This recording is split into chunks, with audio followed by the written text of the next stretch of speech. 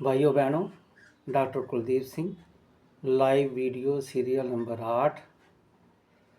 आज का टाइटल है यूनाइटेड नेशन एनवायरनमेंट प्रोटेक्शन। ये चैप्टर 2 है। 2 का 2.4 भाग है।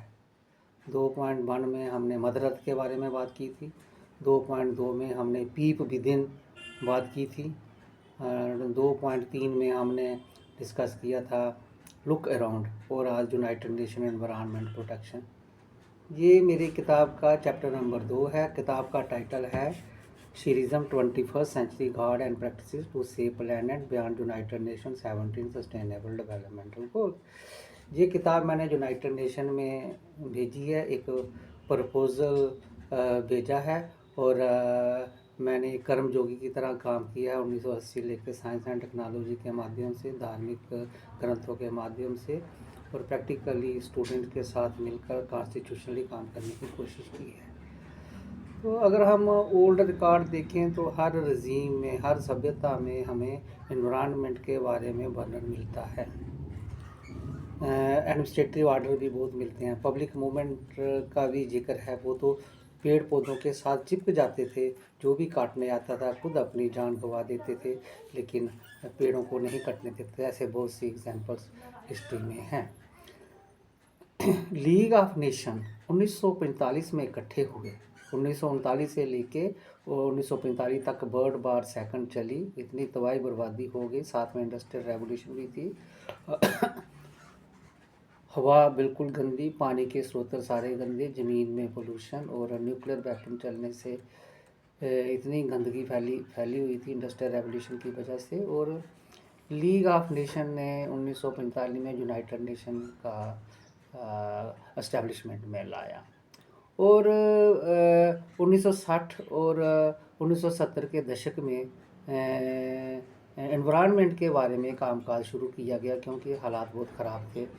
पब्लिक के लिए, ह्यूमन पॉपुलेशन के लिए, बायोडाइवर्सिटी के लिए ख़तरा था।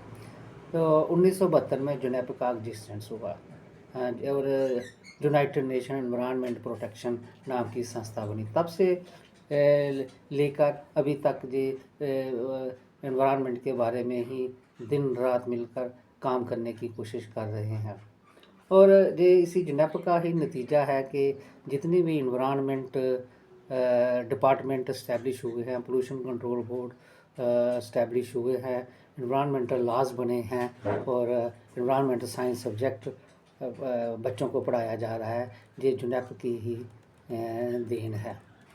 और 1972 से लंबी यात्रा तय करते हुए 2015 में यूनाइटेड नेशन ने 17 गोल घोषित किए। ये पहले इंडिविजुअल इश्यूज़ पे काम होता था हर साल, फिर जो इंटरलेटेड इशू थे पब्लिक हेल्थ के लिए, होलिस्टिक प्लैनेट हेल्थ के लिए, सभी को मिलाकर एक 17 सस्टेनेबल डेवलपमेंटल गोल घोषित किए गए 2015 में, जिनको 2030 तक लागू करना था। आपको थोड़ा सा हिंट दे दूं, no poverty, zero hunger, good health and well being, quality education, gender equality, clean water and sanitation, affordable and clean energy, decent birth and economic growth, industry innovation and infrastructure, reduced inequality, sustainable cities, communities, responsible consumption and production, climate action, life below water, life on land, peace, justice, strong institution and partnership for the goals। इन सब के goals को study करें तो climate change जो थी ये सबसे बड़ा मुद्दा है। और पेरिस एग्रीमेंट में 196 कंट्रीज़ में ने मिलकर ये घोषित किया कि राइज इन जो टेम्परेचर है इसको हमने कंट्रोल करना है। और घोषित किया गया 2015 में पेरिस एग्रीमेंट में कि 1.5 डिग्री सेल्सियस हमने टेम्परेचर को कम रखना है। लेकिन जो रिपोर्ट्स आ रही हैं बड़ी डिस्टर्बिंग हैं और इस सेंचुरी के एंड तक 3 डिग्री सेल्सियस टेम्परेचर बढ़ने के आसार हैं, जो कि खतरे की घंटी है। 2020 से लेकर हर साल हर एक member state national determined contribution reports United nation में सबमिट करते हैं और इसमें ग्लोबल वार्मिंग को कंट्रोल करने के लिए क्या एफर्ट्स किए गए हैं और आगे क्या करने जा रहे हैं इसके बारे में बताते हैं। बहुत सी ऐसी रिपोर्ट हैं यूनाइटेड नेशन ने 20 और 23 की, 24 की, जो ये बताती हैं कि एनवायरनमेंट ख़तरे में है। ह्यूमन पॉपुलेशन और जितनी भी बायोडाइवर्सिटी है ये उसके लिए ख़तरा है। ऐसी बात नहीं है कि काम नहीं हो रहा है, काम हो रहा है। लेकिन मैं आपको एक छोटी सी एग्जांपल देता हूँ। मैं जम्मू कश्मीर का रहने वाला हूँ, तो पढ़ा लिखा होने के बावजूद मुझे 2021 में पता चला, जब मैंने ग्रेटा थनबर्ग का भाषण सुना। उसने बुला बुला कहा वर्ल्ड लीडर की एफर्ट्स को यूनाइटेड नेशन में कहा फेल हो गई हो इसको पृथ्वी को बचाने में। तो तब मुझे 17 गोल का पता चला।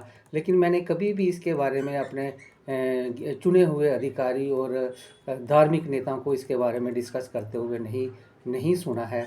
ये सबसे बड़ी वजह है कि इसके बारे में लोगों को भी नहीं मालूम है। अपने अपने सभी डफली बजा रहे हैं और पॉपुलेशन को कैसे कंट्रोल करना है रिलीजियसली और पॉलिटिकली, ये वही काम करते हैं। और ग्रेटा थनबर्ग का जब मैंने हिस्ट्री पढ़ी तो वो तो इतनी बहादुर है, 16 साल की लड़की बला बला बोलती है वर्ल्ड लीडर को। और भी बहुत से बार उसको देखा है कि उसके ऊपर FIR दर्ज करके जेल में डाला जाता है, लेकिन जब केस जज के पास जाता है वो उसको छोड़ दिया जाता है। मैंने जितने भी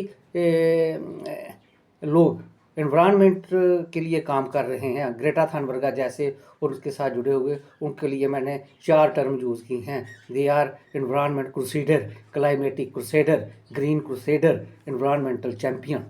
तो ये इसलिए बता रहा हूँ कि आप भी इसके लिए तैयार रहें। आप भी ग्रेटा थनबर्ग को फॉलो करें, पढ़ें उसको, गूगल में सर्च करें और उसको फॉलो करें। पृथ्वी को बचाने का ही हमें सबसे बड़ा मुद्दा होना चाहिए, क्योंकि धार्मिक ग्रंथ भी यही कहते हैं, कॉन्स्टिट्यूशन भी यही कहता है, यूनाइटेड नेशन भी यही कहता है। अगर हम 2023 की रिपोर्ट देखें, 193 कंट्रीज़ में से पहले 5 नेशन सस्टेनेबल डेवलपमेंटल गोल की स्केलिंग है, उसमें सबसे पहला नाम आता है फिनलैंड का, 86.76% स्कोर है उसका। स्वीडन दूसरे नंबर पर है, 85.98% स्कोर है। डेनमार्क 85.8, जर्मनी 83.36 और ऑस्ट्रिया 5वें नंबर के ऊपर है, 82.28%। जो वर्ल्ड पावर्स हैं, फ्रांस 6ठे नंबर के ऊपर है, यूनाइटेड किंगडम 11th नंबर के ऊपर है, यूनाइटेड स्टेट 39th नंबर के ऊपर है, रशियन फेडरेशन 49th नंबर के ऊपर है और चाइना 63। अगर हम इंडिया और इसके आसपास की बात करें, भूटान 61st नंबर पे है, मालदीव 68th नंबर पे है, श्रीलंका 83 नंबर पे है, नेपाल 99 नंबर पे है, बांग्लादेश 101 नंबर पे है और इंडिया 112 नंबर पे है, म्यांमार 125, पाकिस्तान 128 और अफगानिस्तान 158। कहने का भाव ये है कि एक व्यूअर ने पूछा था कि भाई यूनाइटेड नेशन के गोल जो हैं पेपर के ऊपर, ऐसी बात नहीं है। पहले मैं भी यही समझता था, उसके जिम्मेवार हम हैं। हमें ग्रेटा थनबर्ग की तरह और भी जो भी इन्वायरमेंटलिस्ट हैं जो काम कर रहे हैं, उनके साथ आवाज़ में आवाज़ मिलानी चाहिए, ह्यूमन चेन बनानी चाहिए और लोगों को अवेयर करना चाहिए, अपने आप को अवेयर करना चाहिए। और क्वेश्चन पूछो चुने हुए मेंबर पार्लियामेंट को, लेजिस्लेटिव असेंबली में जिनको आपने भेजा है, कारपोरेटर को, 17 गोल के बारे में बताओ, आप इसके बारे में क्या काम कर रहे हो। और ये हमें पूछना पड़ेगा, हमें अपने चुने हुए अधिकारियों को, और ख़ुद भी एक ह्यूमन चेन बना के काम करना पड़ेगा, तभी हम इस पृथ्वी की बचाने में अपना योगदान दें, तभी ये संभव हो सकेगा इस पृथ्वी को जीवन के योग्य बनाए रखने के लिए।